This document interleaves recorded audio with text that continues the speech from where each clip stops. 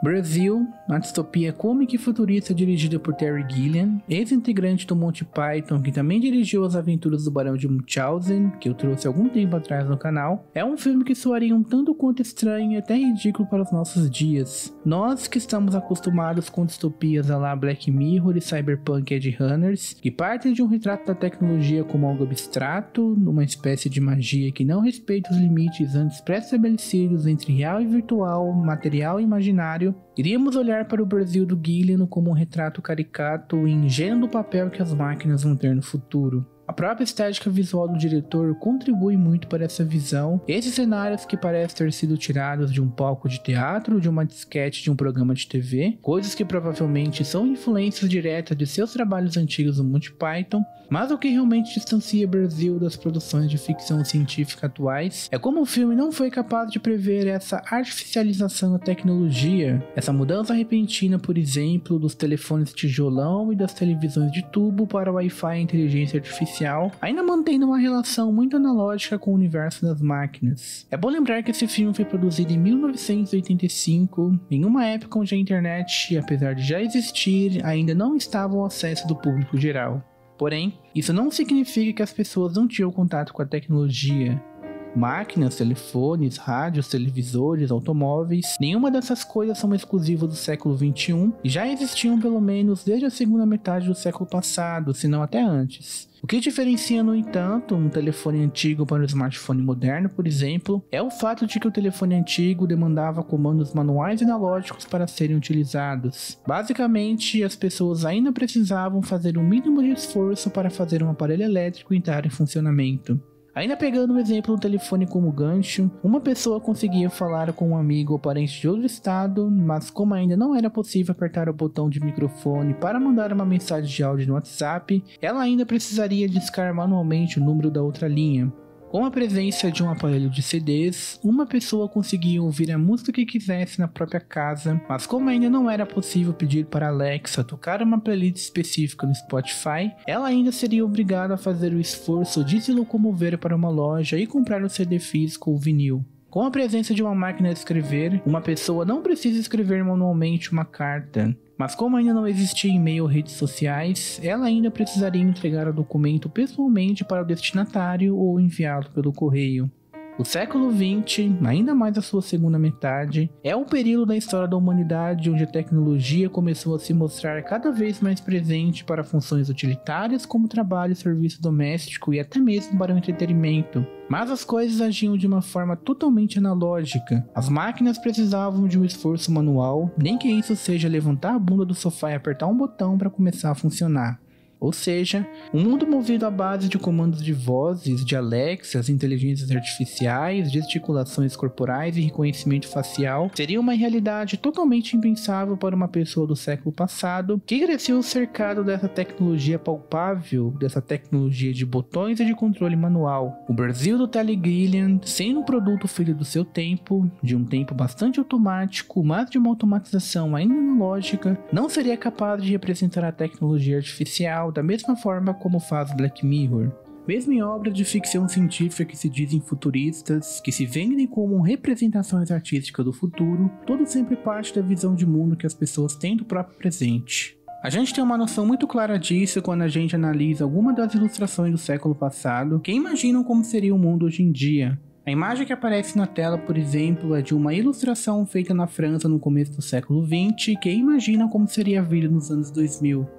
Percebam, por exemplo, que o artista não conseguiu prever o surgimento da internet e muito menos dos celulares e computadores, acreditando que as pessoas no século XXI ainda estariam escrevendo cartas. Aliás, o artista não previu nem ao menos as roupas que as pessoas usariam hoje e as mudanças que ocorreriam no próprio espaço externo das cidades, inclusive no campo. É nítido que em um retrato como este, o futuro é entendido não como transformação, mas apenas como uma mera extensão do presente, um aperfeiçoamento e não a substituição completa da tecnologia que existe no agora.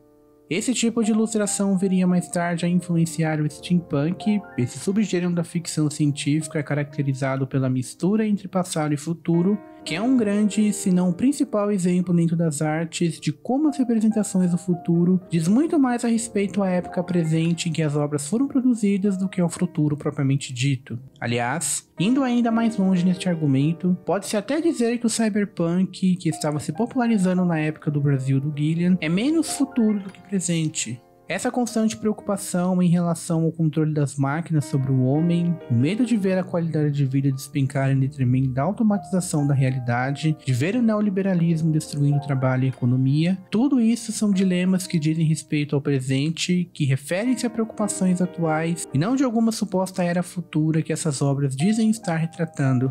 O que é interessante no Brasil, porém, é que mesmo a tecnologia apresentada no filme sendo tipicamente baseada na visão que as pessoas do final do século XX tinham sobre máquinas, equipamentos metálicos ou telas de LED, já existia na época essa ideia da tecnologia como um deus onipotente que sufoca a vida dos indivíduos, que torna a linha que divide máquina e não máquina cada vez mais tênue.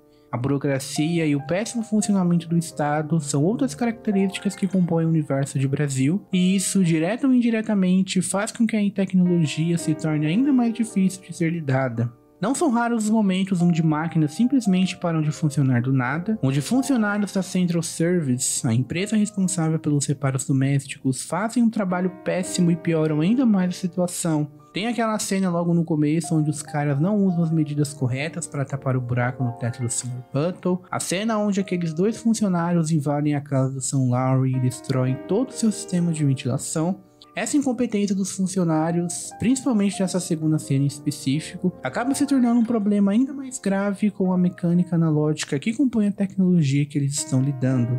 Os funcionários literalmente destroem toda a casa do Sam Lowry apenas para consertar, entre aspas, o ar-condicionado. Uma tonelada de aço fica pendurada no teto, transformando o apartamento do protagonista em algo tão desorganizado quanto o galpão abandonado. Aliás, outro pilar fundamental do universo do filme é a ausência total de senso estético. As roupas que as pessoas vestem são cafonas, as cirurgias plásticas deixam as pessoas ainda mais feias, os carros parecem aquela gambiarra que o Elon Musk fabricou um tempo atrás, mas o que mais chama a atenção é como as toneladas de aço e concreto ajudam na composição da feiura. A tecnologia, além de tornar a cidade feia, também a torna claustrofóbica e sem vida. Um ambiente artificial contaminado por esses tubos que ocupam quase todo o espaço da tela. Eu já havia comentado um pouco sobre isso no meu vídeo sobre o Invasor Zim, mas aqui em Brasil o problema é infinitamente mais grave. Enquanto no desenho aquele mundo de robôs, ainda que mostrado como um paralelo ao mundo humano, serve para reforçar o quanto o planeta Terra é um lugar sujo e podre, um lugar que combina perfeitamente com a podridão e a decadência trazida de fora pelo Zim, no filme, o que está sendo dito é que essa tecnologia invasiva não é algo de fora, não é parte de um mundo alienígena, mas a consequência direta do comportamento predatório e mesquinho do próprio ser humano. A dependência da tecnologia que o mundo moderno se submete desenvolve uma relação contraditória entre onipotência e impotência. O ser humano tornou-se onipotente graças à tecnologia, mas sem ela não somos capazes de fazer mais nada. Com o celular na palma da mão, temos acesso a qualquer conhecimento produzido pela humanidade ao longo da história, mas com a ausência do celular também não conseguiríamos mais procurar um livro na biblioteca por causa da falta de costume. Com a tecnologia inscrita no cotidiano, os sujeitos experimentam constantemente um poder enorme que não é o resultado de um compromisso individual com a realidade, mas que apresenta todos os traços da magia. Basta apertar um botão. O que está em jogo é a luta contra os sentimentos de impotência que reativam a situação de impotência do lactante. O progresso da humanidade passa assim a ser proporcional ao progresso das máquinas. Se a máquina é onipotente, então o ser humano também passa a sentir-se onipotente, mesmo em cenários como mostrado em Brasil, assim como também o já citado Black Mirror, em que a tecnologia é o principal caminho para a escravização do homem. No começo do filme, Sam Lowry acorda para o trabalho e se depara com um monte de máquinas e braços mecânicos deixando tudo pronto para ele. O café, as torradas, a banheira, o terno de trabalho, a televisão. 2 horas depois, ele está literalmente no corredor da morte por N questões, mas principalmente por não se permitir ser escravizado e alienado por esse mundo futurista e burocrático. Existe, no entanto, uma solução, uma válvula de escape que o filme nos sugere, para que o ser humano consiga superar a onipotência das máquinas, superar o estado em que ele só se vê capaz de alguma coisa com a ajuda de uma tela de computador ou de um braço metálico, é preciso construir a sua própria onipotência. a criação de uma nova forma de onipotência, esta que representa o ser humano em sua versão mais autêntica, é a única coisa que pode enfrentar e derrotar a onipotência da máquina. Por isso que a válvula de escape de Sam Lowry são seus próprios sonhos, o desejo de se ver livre desse mundo caótico e depressivo, porque essa é a única forma do ser humano se manter vivo. O final de Brasil subverteu completamente o padrão de finais felizes de Hollywood, mostrando que o verdadeiro final feliz aqui não é um herói derrotando o vilão e restabelecendo a paz, mas mantendo vivas as suas esperanças. O governo pode ter controle do corpo de Sam Lowry, mas não o controle de sua mente, dos seus sonhos. Ele pode estar ali amarrado na cadeira sendo condenado à morte, mas ele ainda continua a fantasiar uma vida perfeita longe daquele cenário distópico. Se a potência da máquina é a dependência e a escravidão, a potência do ser humano é a liberdade propriamente dita. Muito obrigado por terem chegado até aqui, eu espero que vocês realmente tenham gostado do vídeo. Meu nome é Vinícius, esse foi mais um vídeo do Anti-Herói, um projeto de vídeo ensaio do YouTube. Se inscrevam, curtam, ativem as notificações e todo aquele clichê do YouTube e até mais.